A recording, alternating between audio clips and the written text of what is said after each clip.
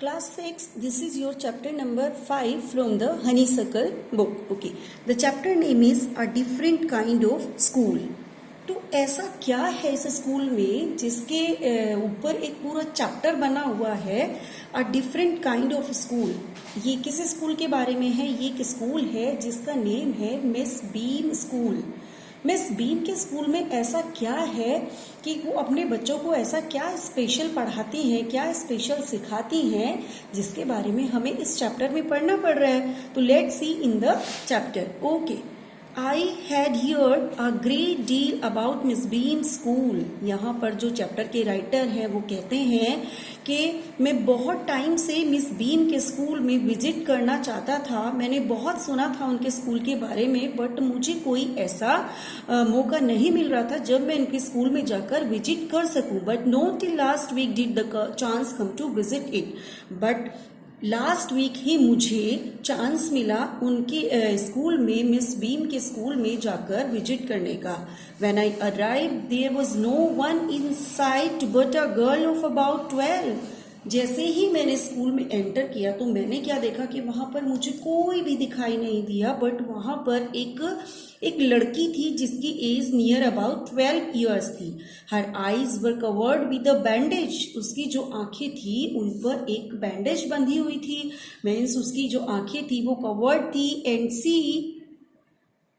And she was being led carefully between the flower beds by a little boy.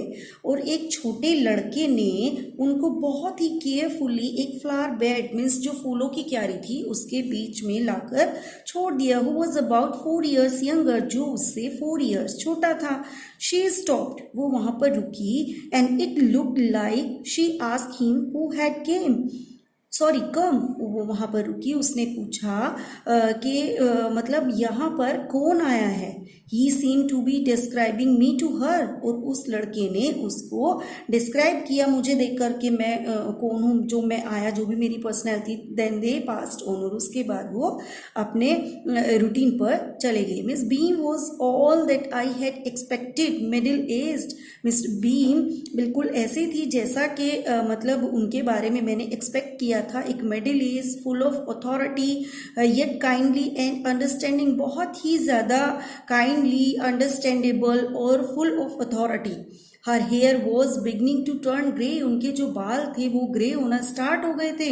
And she had the kind of plump figure that is likely to be comforting to a homesick child. और उनका जो body structure था वो थोड़ा fatty था. Plum figure था उनका, जिस तरह से एक कोई होमसिक चाइल्ड होता है ना, और वो ज़्यादा कंफर्ट जोन की उसको आदत हो जाती है और वो थोड़ा फैटी हो जाता है, उसी तरह का उनका बॉडी स्ट्रक्चर था.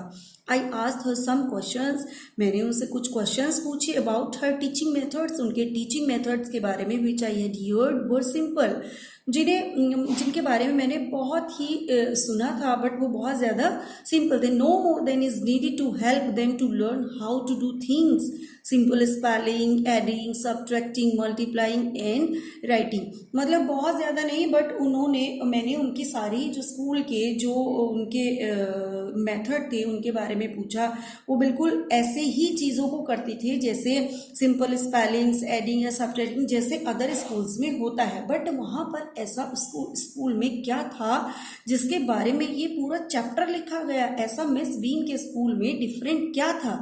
The rest is done by reading to them and by interesting talks during which they have to sit still and keep their hands quiet. There are practically to no other lessons.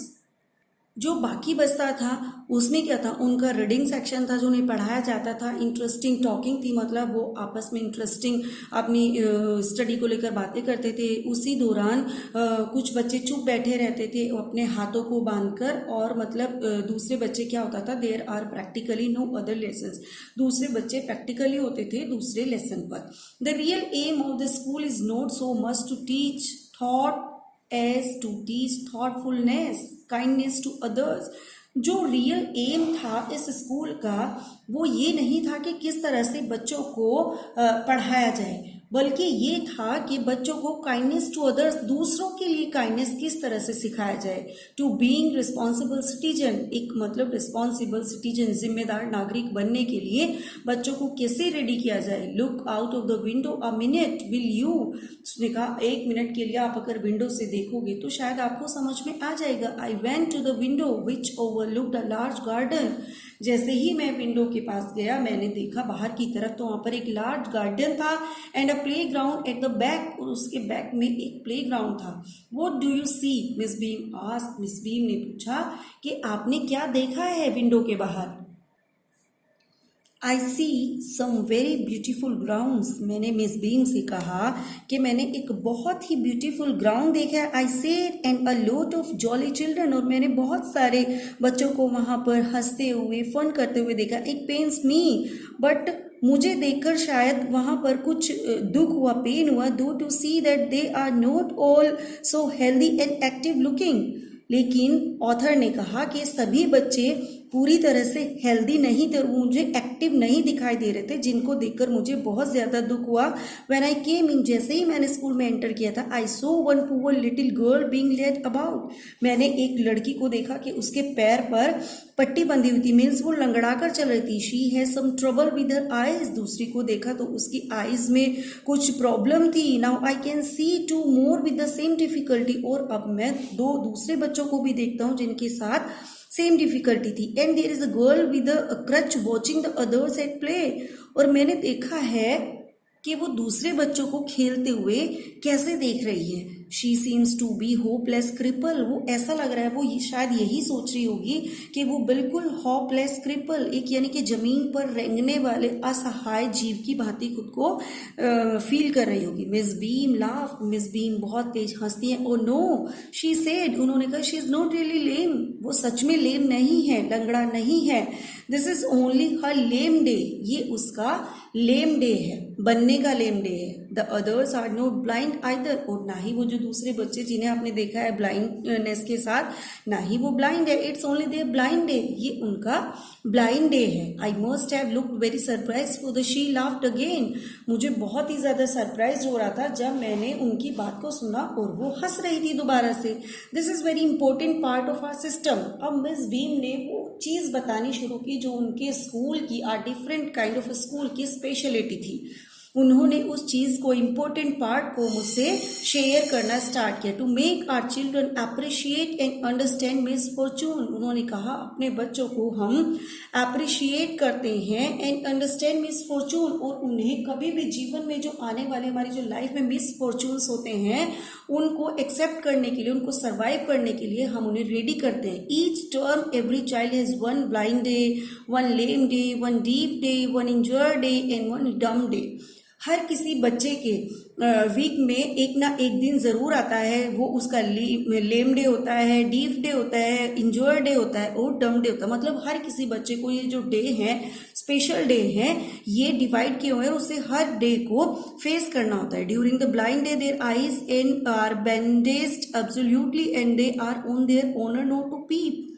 जैसे अगर उनका blind day होता है तो उस दिन क्या होता है, उनकी आंखों के ऊपर एक पट्टी बांध दी जाती है और उन्हें ऑनेस्टी रखने के लिए कहा जाता है कि वो अपनी पूरी ऑनेस्टी के साथ रहें और बाहर की तरफ कहीं कुछ भी ना देखें। The bandage is put on overnight so they wake up blind, bandage एक रात पहले से उनकी आइज के ऊपर बांध दी जाती है जिससे कि जब वो सुबह मॉर्निंग में उठें तो उनकी आंखों पर पट्टी बंधी हो, मतलब वो ब्लाइंड ही उठे।